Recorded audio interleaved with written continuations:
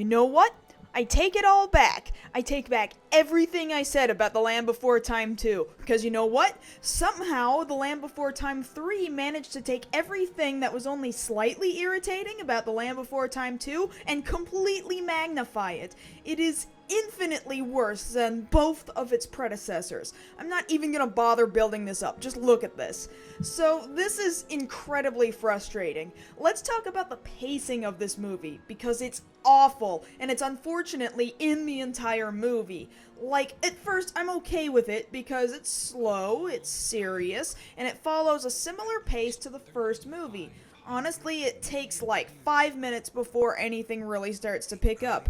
And then, finally, it does. And during scenes, it takes so much time to describe anything. The shots aren't dynamic, and, well, maybe it's smarter to take a lot of this slow stuff chronologically. 5 minutes in, we're introduced to our 5 favorite dino kids, and they're running around and they're playing with rocks, which is when 3 bullies show up. If you thought Chomper was an unnecessary addition, there's absolutely no reason for these 3 characters to exist. Led by Hip, these guys are just a bunch of bullies for the sake of being bullies. They aren't scary, they're just annoying. What do you think, guys? Wanna play with these babies? They're kind of like those 6th graders who think that they're so much older and bigger than the 5th graders, so they can get away with being jackasses to them. And I can't stand how our main characters are still on this anti-baby kick after this whole movie has passed. Babies? Who's he calling babies? Suddenly, something exciting happens, and flaming rocks fall from the sky. Well, that's pretty extreme. But the extreme excitement is over pretty quick, and it never comes back. Of course, as the rocks hit the ground, the earth starts to shake, obviously. But for some reason, the cast decides they need to tell us, like we couldn't figure it out for ourselves. We don't know, Littlefoot. Perhaps it had to do with those great rocks falling from the sky. I can't stand this. It's like, as the series progresses, the characters get progressively dumber and dumber. Even the older, wiser dinosaurs seem to lose intelligence as time goes on. It's absolutely abysmal to have to sit through. So it looks like the next day everybody's out and about, drinking and bathing, when suddenly their precious waterfall stops. And then everybody wonders why. Grandpa, why did the thundering fall stop? I don't know, Littlefoot. Here's the thing, I can tell you exactly why, and I don't even need to see the rest of the movie. You remember those falling rocks from yesterday? They're blocking your water. Go unplug the alien rocks damming up your river and you'll be fine. But no, that'd be skipping to the end of the movie, wouldn't it? Instead, we have to suffer through the Great Valley going through a completely unnecessary drought.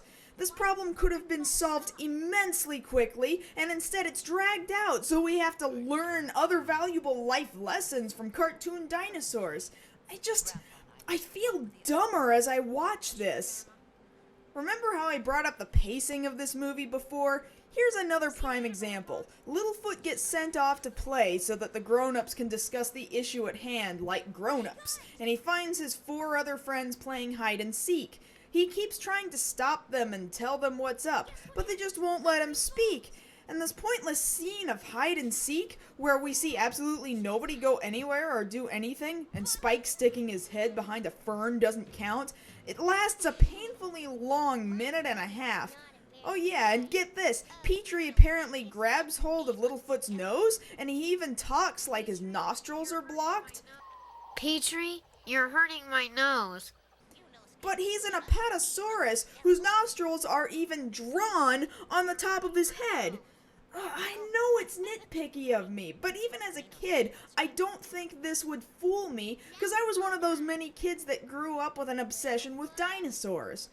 So the drought isn't a big enough problem. No, we need an antagonist. So the bullies return and sing this awful song. When you're big, you can push all the little ones around.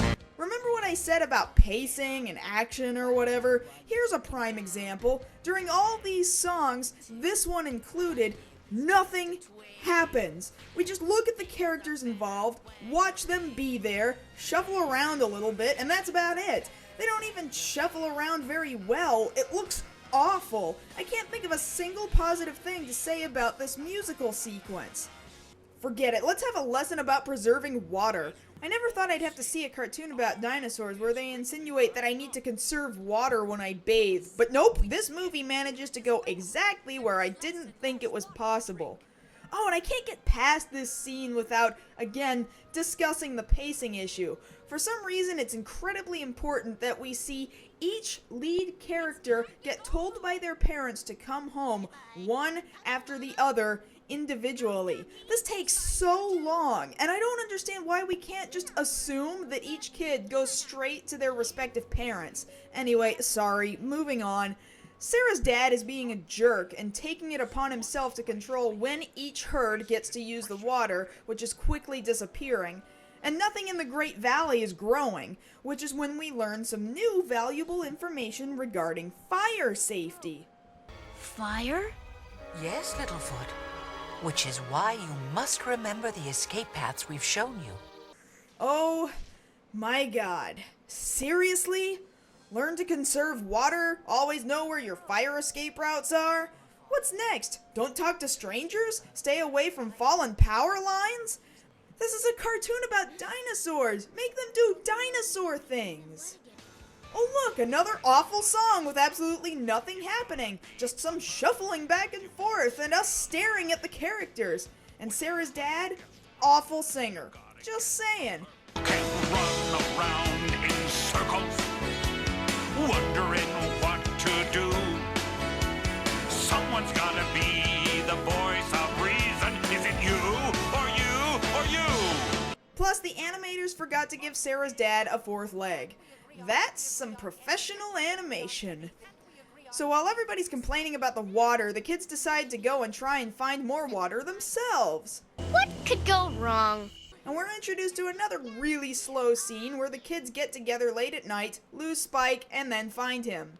Again, awful pacing. If we removed all the unnecessary slow scenes from this movie, it might be 30 minutes long. They search for water forever. Then they find it. Okay, that wasn't difficult. Actually, I have a problem with this too. They spend all this time specifically smelling for water, because apparently they're so good at smelling it. Well, actually, I can believe that Ducky might be able to do that. But they don't find it that way, and they nearly give up. But then, just before they do give up, they then hear the water, which was apparently directly next to them. Just... okay, it's obvious how dumb this is. It doesn't need elaboration. Then the bullies show up again, and they want to take the water away from the kids. Do you see where this is going? Yeah, this is gonna be a learn to share lesson later. Again, you don't even need to watch the movie to know what's happening, which indicates poor writing if the plot and morals are that transparent. In the process of running away to tell the grown-ups about the water, a storm blows through and fire starts. Hope everybody knew where all their fire exits were. Sarah's dad remains the constant jerk and takes his daughter the wrong way. At the same time, the Great Valley is getting too smoky, and so they rely on Littlefoot, who is closest to the ground, to lead everyone to safety. So, does Littlefoot know the way? He must. He's leading like a pro. It's like Littlefoot was Teacher's pet, and when Teacher told him to learn where the fire escape routes in all the school building were, he took it upon himself to memorize every possible way out. As endearing as Littlefoot once was in the first movie, he's now beginning to get on my nerves. Everybody eventually gets out safely, and that unfortunately includes Sarah and her dad. That's finally when the kids tell the adults about the water that's been blocked off in the mysterious beyond. You know, that dangerous place where all the sharp-tooths live? Actually, I have a question about that. The Great Valley, at this point, is supposed to be some amazingly impenetrable fortress where dinosaurs were able to continuously roam free without danger ever getting in or anything getting back out, right? If that's the case, why has everyone been able to so easily get in and out multiple times? I'd say their security is rather flawed. The bully kids hear about the water and they decide they want to go get some for themselves before everybody else gets to it. What could go wrong? While I'd totally be okay with us losing these worthless additions to the series, Littlefoot again plays main character and sings a song about how they're just the same as our main characters and deserve a helping hand. They have feelings just like we do, they have problems too. Again, slow, awful song where nothing is actually happening. Well, the bullies make it out there, and look, success! They've struck water. Or is it? Oh, great. It's another tar pit.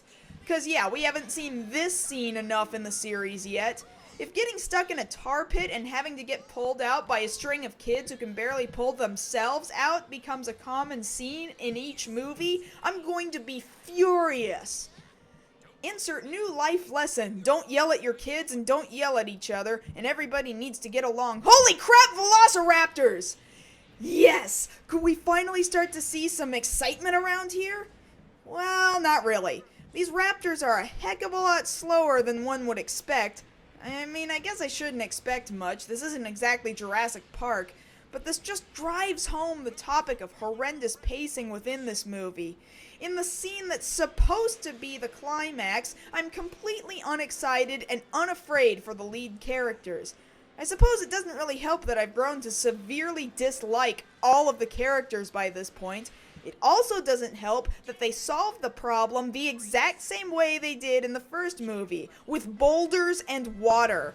By this point, I expect absolutely no surprises out of this series. Every time they try to do something that was already in the first movie, they only succeed at not doing it nearly as well as they did the first time. So they stop the sharp tooths, and they get their water back. And in the process, Hip learns how to share, and the Great Valley begins its slow recovery to regrow. What more can I possibly say about this movie? It's awful. Sequels are never good, but this one was especially awful, even in comparison to The Land Before Time 2. Because, even I'll admit, kids will be kids, and kids are going to do stupid things. But no matter how many adult situations these kids get themselves into, nothing about them ever really seems to grow. The animation gets worse, the dialogue gets further and further unintelligent, and the plot drags like a toddler trying to pull a potato sack across a room. And unfortunately, seeing as how there's still 10 more movies to go, there's a pretty high likelihood that it only gets worse from here.